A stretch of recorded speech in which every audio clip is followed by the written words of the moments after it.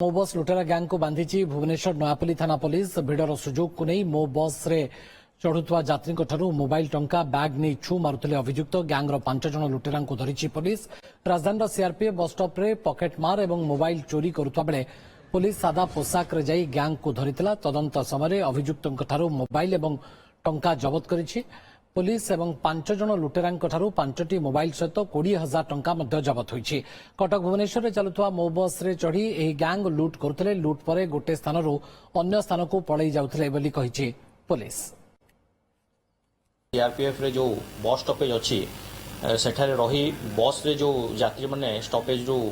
चढ़िया पे चेष्टा करचंती तांकर पॉकेट मार करचंती एवं मोबाइल मध्य चोरी करचंती।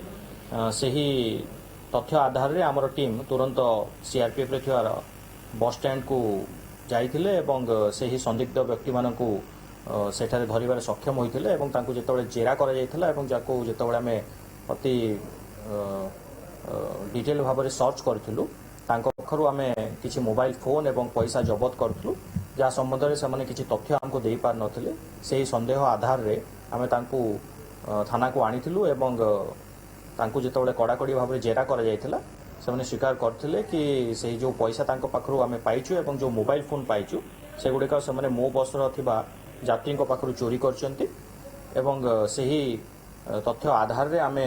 Nayapalli case number 318 under section 379 411 34 IPC रे रुजु करिछु एवं